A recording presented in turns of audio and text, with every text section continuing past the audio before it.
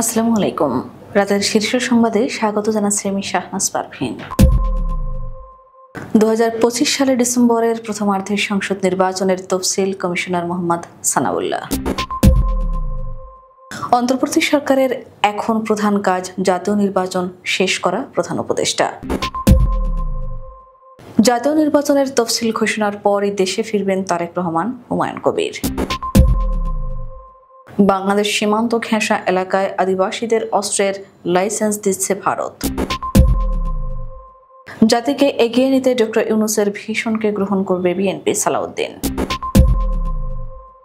দীপুমণি অন্যায় আবদার করতেন, আদালতকে কলিমুল্লাহ। কক্সবাজার ইস্যুতে এনসিপির লুকোচুরি নিয়ে জনমনে প্রশ্ন। মিডিয়া ও গোয়েন্দা সংস্থাকে দায়ী করলেন হাসনাত। এসএসসি পরীক্ষার পুনর্নিরীক্ষণের ফল 10 আগস্ট। জাতীয়করণের দাবিতে 13 আগস্ট ঢাকায় শিক্ষকদের গণসমাবেশ। আওয়ামী লীগের কর্মী আশায় দুধ দিয়ে অফিস ধুয়ে দিল ছাত্রদল। মাইলস্টোনের শিক্ষক মাহারিন চৌধুরীর নামে চালু হচ্ছে জাতীয় পুরস্কার। 31 অক্টোবর পর্যন্ত 18 বছর পূর্ণ হলেও ভোট দিতে পারবেন। আল আরাফা ব্যাংক অফিসে চাকরিচ্যুতদের হামলা, আহত 15।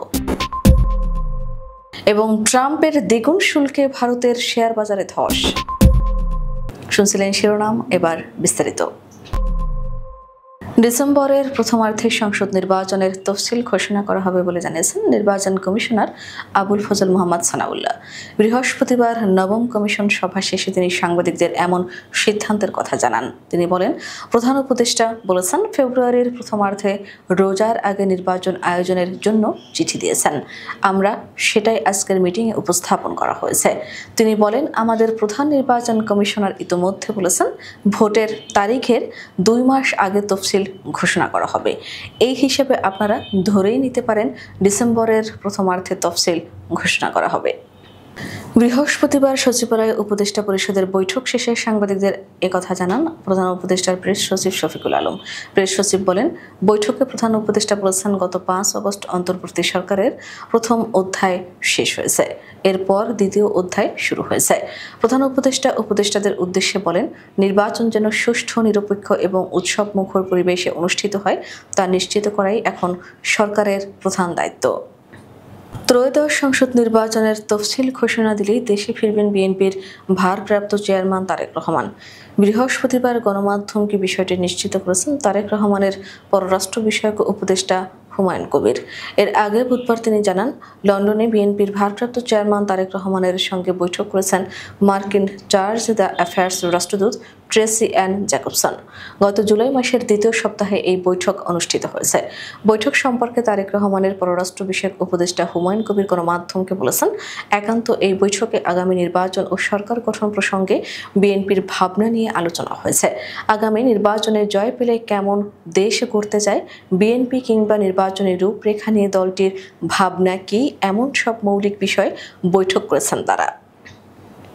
মুসলিম সংখ্যাগরিষ্ঠ বাংলাদেশের সীমান্ত লাগোয়া ভারতের আসাম রাজ্যের সরকার স্থানীয় আদিবাসী বাসিন্দাদের অস্ত্রের লাইসেন্স দেওয়ার ঘোষণা দিয়েছে। আসামের কট্টর হিন্দুত্ববাদী মুখ্যমন্ত্রীর এই ঘোষণায় রাজ্যের মুসলিমদের মাঝে ব্যাপক উদ্বেগ তৈরি হয়েছে। বৃহস্পতিবার ফরাসি বার্তা সংস্থা এএফপির এক প্রতিবেদনে এই তথ্য জানানো হয়েছে। এর আগে আসামের মুখ্যমন্ত্রী হিমন্ত বিশ্ব শর্মা সতর্ক করে দিয়ে বলেছিলেন, আসামিরা ভাষাভাষী জনগণ বাংলাদেশ সীমান্ত থেকে এমনকি নিজেদের গ্রামেও হামলার হুমকির মুখোমুখি হয়েছেন।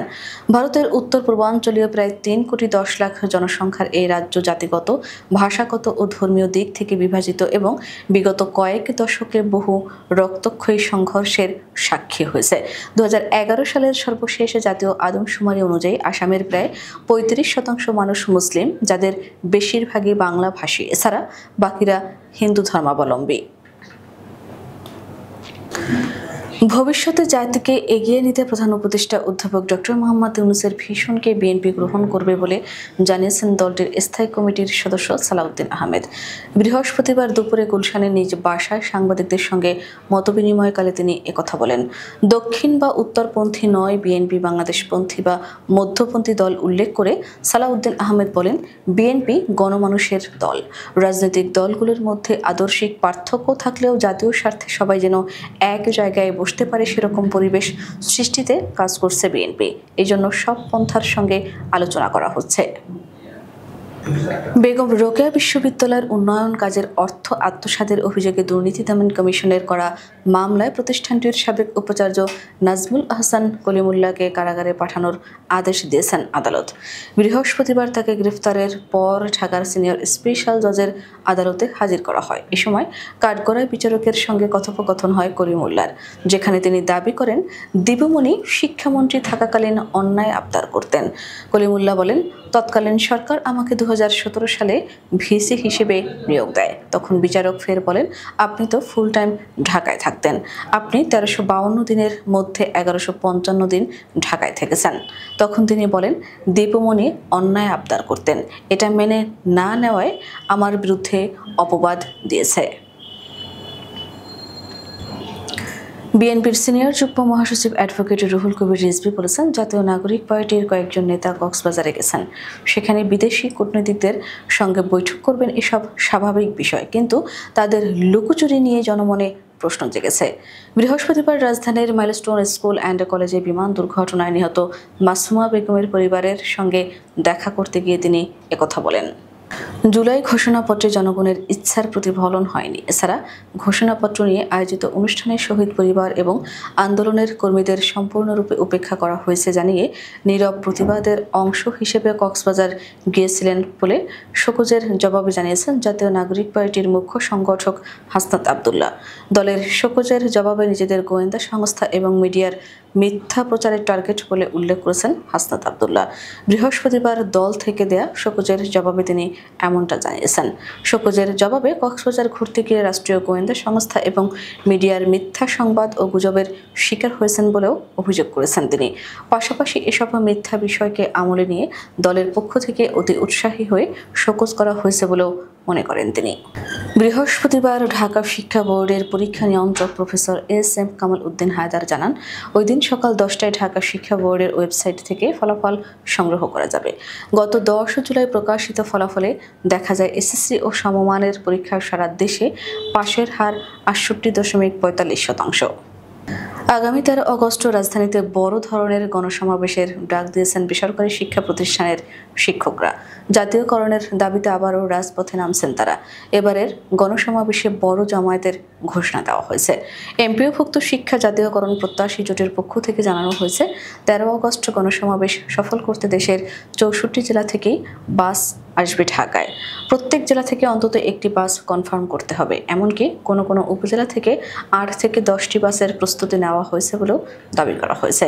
এমপিওভুক্ত শিক্ষা জাতীয়করণ প্রত্যাশী জোটের সদস্য সচিব অধ্যক্ষ দেলোয়ার হোসেন আজিজি গণমাধ্যমকে বলেন, প্রস্তুতি জোরে সোরে চলছে, শিক্ষকদের মধ্যে ব্যাপক সাড়া পাওয়া যাচ্ছে। 13 আগস্টের সমাবেশ অতীতের সব রেকর্ড ছাড়িয়ে যাবে। গাজীপুরের কালিয়াকৈরে 1 মণ দুধ দিয়ে উপজেলা বিএনপির কার্যালয় ধুয়ে দিয়েছে ছাত্রদলের নেতাকর্মীরা।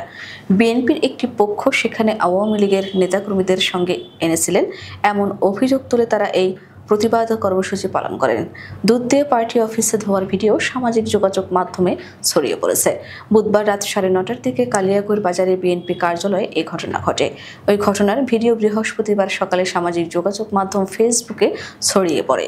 ছাত্রদল ও বিএনপি নেতাকর্মীরা জানান, 5 আগস্ট ছিল গণ অভ্যুত্থান দিবস। দিবসটি উপলক্ষে বিএনপির বিজয় মিছিল ছিল। তবে সেই মিছিলে বিএনপির একটি পক্ষ আওয়ামী লীগের নেতাকর্মীদের নিয়ে দলীয় কার্যালয়ে প্রবেশ করেন। এতে গণ অভ্যুত্থানকে অপমান করা হয়েছে, পাশাপাশি দলীয় ভাবমূর্তি নষ্ট হয়েছে এমন অভিযোগ এনে পার্টি অফিস ধোয়ার কর্মসূচি পালন করে ছাত্রদল। উত্তরার মাইলস্টোন স্কুল অ্যান্ড কলেজে বিমান দুর্ঘটনায় নিজের জীবন উৎসর্গ করে শিক্ষার্থীদের বাঁচাতে এগিয়ে যাওয়া শিক্ষক মাহরিন চৌধুরীর নামে জাতীয়ভাবে একটি পুরস্কার চালু করবে সরকার। প্রধান উপদেষ্টা ডক্টর মোহাম্মদ ইউনূসের সভাপতিত্বে বৃহস্পতিবার সচিবালয় উপদেষ্টা পরিষদের বৈঠকে এই সিদ্ধান্ত হয়েছে। প্রেস সচিব বলেন, মাহরিন চৌধুরী যে বীরত্ব ও সাহস দেখিয়েছেন তার স্কুলের শিক্ষার্থীদের উদ্ধারে তিনি নিজের জীবনকে আত্মদান করেছেন। তার নামে শিক্ষা মন্ত্রণালয় একটা জাতীয় পুরস্কার ঘোষণা করবে শিগগির। এই পুরস্কারের নাম হবে Mahrin Chowdhury award for outstanding services. এটা শুধু শিক্ষকদের দেওয়া হবে। নির্বাচন কমিশনার আবুল ফজল মোহাম্মদ সানাউল্লাহ বলেছেন, আগামী 31 অক্টোবর পর্যন্ত যাদের বয়স 18 বছর পূর্ণ হবে তাদের ভোটার তালিকায় যুক্ত করা হবে, অর্থাৎ তারা আগামী সংসদ নির্বাচনে ভোট দিতে পারবেন।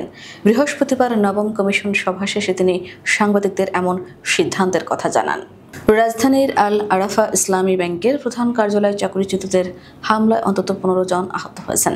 টানা 6 দিন ধরে ব্যাংকটির প্রধান কার্যালয়ের সামনে অবস্থান করছেন চাকরিচ্যুত শতাধিক কর্মকর্তা। এতে কার্যত অচল হয়ে পড়েছে ব্যাংকের প্রধান দফতরের কার্যক্রম। বৃহস্পতিবার বিকেলে এই হামলার ঘটনা ঘটে। ব্যাংক সূত্রে জানা যায়, 28 জুলাই থেকে চাকরিচ্যুতরা হেড অফিসের প্রবেশ মুখে মানববন্ধন ও অবস্থান কর্মসূচি শুরু করেন। অফিসে প্রবেশে বাধা দেওয়া হচ্ছে ব্যাংকের কর্মীদের অনেকে বল প্রয়োগের অভিযোগও তুলেছেন। আন্দোলনকারীরা বলছেন, কোনো ধরনের নোটিশ ছাড়াই তাদের চাকরি থেকে অব্যাহতি দেওয়া হয়েছে। অন্যায়ভাবে চাকরিচ্যুতির প্রতিবাদে তারা শান্তিপূর্ণ আন্দোলন করছেন। ভারতীয় পণ্যের উপর শুল্ক দ্বিগুণ করে 50% উন্নীত করেছেন মার্কিন প্রেসিডেন্ট ডোনাল্ড ট্রাম্প। এর একদিন পরই বড় ধাক্কা খেল ভারতের শেয়ার বাজার। ট্রাম্প প্রশাসনের এই সিদ্ধান্তে ভারত এখন সবচেয়ে বেশি শুল্ক আরোপিত মার্কিন বাণিজ্য অংশীদারদের তালিকায় উঠে এসেছে। হঠাৎ করে এই শুল্ক বৃদ্ধিকে ঘিরে বিনিয়োগকারীদের মধ্যে আতঙ্ক ছড়িয়েছে, বিশেষ করে যেসব খাত রফতানি নির্ভর। বিশেষজ্ঞরা বলছেন, শুল্ক পরিস্থিতি দীর্ঘস্থায়ী হলে ভারতের জিডিপি প্রবৃদ্ধিতে 30 থেকে 40 বেসিস পয়েন্ট পর্যন্ত ধাক্কা আসতে পারে। আমাদের আগামীকাল দুপুরের শীর্ষ সংবাদ দেখার আমন্ত্রণ জানিয়ে এখনকার মতো বিদায় নিচ্ছি। দর্শক, ভিডিওটি শেষ পর্যন্ত দেখার জন্য আপনাকে অসংখ্য ধন্যবাদ। নিত্য নতুন সংবাদ পেতে আমাদের ইউটিউব চ্যানেলটি সাবস্ক্রাইব করুন ও নিয়মিত নোটিফিকেশন পেতে বেল বাটনটি ক্লিক করুন এবং আমাদের ফেসবুক পেজটিতে লাইক করুন। এছাড়াও আমাদের ভিডিওতে লাইক দিয়ে শেয়ার করুন। আল্লাহ হাফেজ।